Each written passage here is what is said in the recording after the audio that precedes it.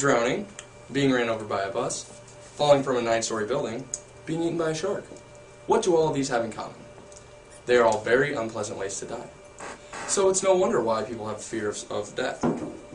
However, according to a national survey cited in the academic journal Clearinghouse, Americans are more afraid of speaking in public than death. Other surveys rank the fear of death in the same category, or the fear of public speaking in the same category as that of spiders, snakes, heights, and flying. So in other words, it's natural to be afraid. Part of being afraid is being unprepared. Hello, this is... Hi, my name is Christina Albrecht. I'm a freshman at Coe College. I'm from Colorado Springs, Colorado, and I plan on majoring in pre-law. Hi, my name is Christiana. I'm from China. I'm a senior at Coe College, majoring in business administration and public relations. And I'm Connor Morgan. I'm a junior at Coe College, majoring in writing and philosophy, and I was born and raised in Cedar Rapids, Iowa. We are students taking a class called Fundamentals of Public Speaking, which helps us improve many areas of our speech. We are here today to talk to you about how to write a speech, which we hope will help you when dealing with your anxiety. Now, raise your hand if you have ever been nervous. Guess what? We have too. Luckily, we are here to help you conquer your nerves by giving you the basics to organizing a speech, listening while a speech is being given, and asking good questions once a speech is over. First, Christiana will talk to you about organization, starting with a brief discussion on how to ask a good research question. Before you start your research, you should create a research question. This is a question that is created by answered by the information you gathered. The two countries that you're going to talk about have a lot of information, and coming up with research questions will save you a lot of time. Your research questions should involve something that you want to know or something interests you.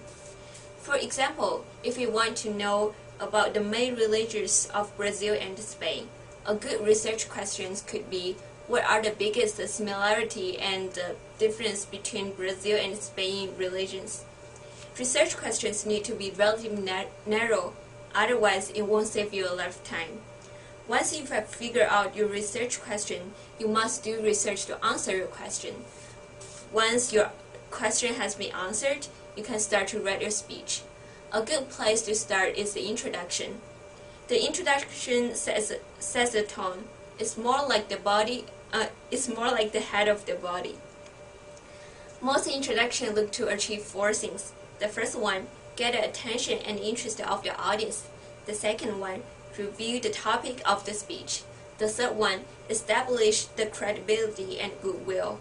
The fourth one, preview the body of the speech. Once you have the audience's attention, it's really easy to keep it.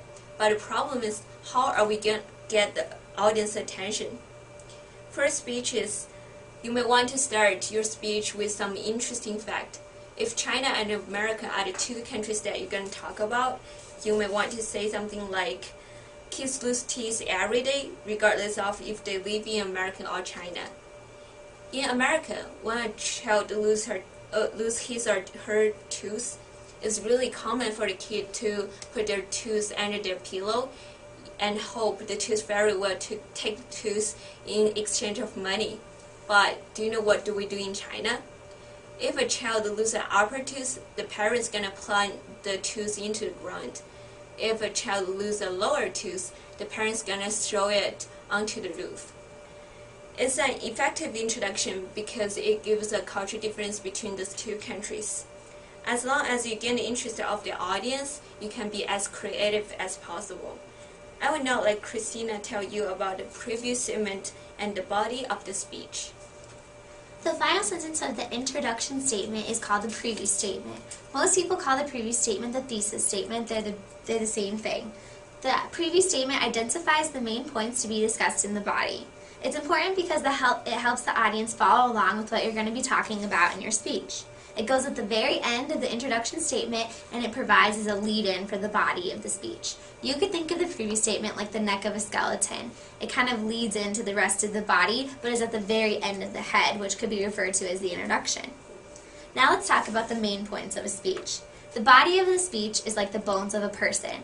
A person can't function properly without bones, just like the body of a speech can't function, just like a speech can't function properly without the body. It's important to be thoughtful when choosing your main points because they provide the foundation for your body. Usually people pick 2 to 5 main points in their speech, but in your case you might just want to pick 2 points, the similarities and differences of your two countries. Make sure you keep time in mind since you only have 3 minutes to write your speech and present it. After you organize your speech, it's important to provide support for what you're going to talk about. There are 3 supporting materials: examples, statistics, and testimony. Examples help the audience understand what you're going to talk about. They're very simple. Say you wanted to compare the Middle Eastern fashion compared to Japanese fashion. You may just describe it, or you may provide it in the form of 2 pictures. Examples are easy to understand, which is why people use them so often. Now let's talk about statistics. Statistics are defined as numerical data. They're also very good to compare data with, and they provide your main points with support that can't be argued with. If you wanted to compare Pakistan and Iran, you could compare them by religion by saying 99% of people in Pakistan are Muslim, while 97% of people in Iran are Muslim. The final type of support is testimony. Testimony is a quotation or paraphrase used to support a point. There are 2 types of testimony: expert testimony and peer testimony. Expert testimony is provided by somebody with specific knowledge on the topic. These people are experts with their topic. Peer testimony is provided by somebody who may not be an expert on the topic, but they have insight on the experience or insight on the topic. If you wanted to talk about Iraq, you could ask the Iraqi president for expert testimony. If you wanted to get peer testimony, you could ask an Iraqi soldier who served in Iraq. Testimonies are easy to obtain and they provide great support. Now I'm going to pass it off to Connor to talk to you about the conclusion of his speech. When you hear the word conclusion, you can smile because it means you are almost done. You can think of the conclusion similarly in our reference to the body as the legs and the feet of the speech. It really kicks the point home. The conclusion is important because it is the last part of the speech that your audience will hear. A good conclusion starts out by summarizing your main points, which will help reinforce what you've talked about. Next, you will conclude with something memorable, such as a quote, dramatic statement, plea, or challenge. Whatever you do, make it worthwhile, because this is your last chance to persuade or inform the audience. After your speech is written, proofread it, and note where you switch topics. This is where you will add transitions. Transitions are words or phrases that indicate that you are done with one thought and moving on to another. These transitions may seem small, but they are important in helping the audience follow your speech. Examples of transitions include, I have covered, and now I would like to talk about. After you've given your transitions, you think that you're done, right? Wrong. You now have the bibliography, which is basically a list of references. And the reason you include a bibliography is it is important to give credit where credit is due. If you do not do this, that is plagiarism, which is cheating. And do we want to be cheaters? No. Now that we've talked about organization, I'm going to pass the floor to Christiana, who will talk to us about listening to a speech. Raise your hands up if you enjoy listening to music. Keep your hands raised if you have your favorite song. Keep your hands raised if you know every word to your favorite song. You may put your hands down. How did you learn the words to your favorite song? By listening. In public speaking, listening is really important. Listening means attending to the person's talking, hearing their words, and understanding the meaning of what they are verbally and non-verbally saying. You must show the speaker respect, regardless of their age, race, and other factors. If the speaker was a famous celebrity that you really like, such as Michael Jordan or Justin Bieber, you would like to listen to what they had to say. If you have trouble showing respect for the speaker, just pretend they're your favorite celebrity, and that should help you. Effective listening also means the listener should not assume. It is also important to actually be paying attention to the speaker. For some people, it's easy to convince the speaker that you are listening, while in fact you are thinking about something else. In order to be a good listener, you must be active. You must have energy, concentration, and an inviting body language, and the ability to relate and to reflect on what you hear. You also have to remove all judgments towards the speaker. Now I'm going to let Christina tell you more about how to show that you are being an active listener. As a listener, there are certain hints you can give a speaker to show that you are actively listening. You can show you're paying attention by number 1, being involved in the speech.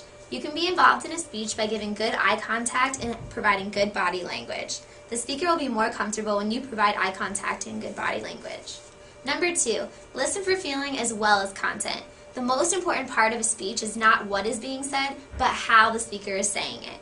If a speaker is sad, they're going to be expressing sadness. It's your job as an audience member to understand why that is.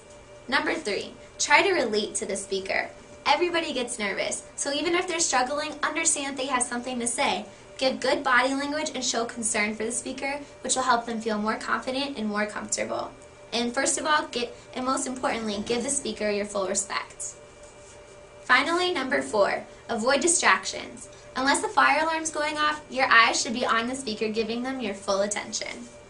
Now that we've talked about how to show you are actively listening, Connor will talk to you about ways to make the speaker feel welcome and unwelcome. How many of you are familiar with the phrase, actions speak louder than words? Well, when it comes to listening, the phrase is, your actions are your words. The reason they call it body language is because you are communicating through your actions. Good body language says, hey, you're doing a good job, and I'm enjoying your topic. Whereas bad body language says, hey, you really suck. Could you please stop talking? In order to make the speaker feel welcome, you need to convey good body language. But if you don't want to make them feel unwelcome, you should avoid doing the following. You should avoid crossing your arms and legs, leaning away from the speaker, reading or working on something else, arriving late and leaving early, and not paying attention, as well as others. In order to make the speaker feel welcome, you should have your hands in your lap or on the table, lean toward the speaker, give good eye contact and body language, pay attention to what the speaker is saying, and arrive early and stay late. It is your job to make the speaker feel welcome, because hey, speech is already hard enough as is, so just make it a little bit easier and give good body language. Now that we talked to you about how to listen, I'm going to pass it over to Christiana to talk to you about asking good questions. Asking questions are important for 2 main purposes. The first one, they show the speaker that you were listening to the speech. The second one, they clear up any confusion you may have during the speech. If you have a question, make sure to wait until the end of the speech to ask. Write it down if you are worried about to forget it. Also, it is important to ask questions begin with what, where, how, and why. And try not to ask yes or no questions, because yes or no questions gives very little room for the speaker to respond. Do not be afraid of asking. Even the smartest persons such as Albert Einstein or Bill Gates, they ask too. When they get confused, they ask questions. That is one of the ways they become so smart. If you don't understand something, just ask. I'm going to pass it over to Christina to wrap today's speech up. In closing, we have shared with you the ways to write a speech, the proper ways to listen to a speaker, and tips on how to effectively ask questions. Organizing your speech is very important, and if you don't organize it correctly, your speech may not reach its full potential. When someone is speaking to you, it's important to actively listen to what the speaker is saying. If that speaker has the courage to stand before you, they deserve your full respect. If you're confused about anything, make sure to ask the speaker questions to clarify. Be sure to ask questions that start with where, when, what, and how, instead of just yes or no questions. As your presentations come closer, we hope that you use all the tips and advice that we've provided for you today. And good luck preparing your speeches. Thank you for your time and time. I was going to say time.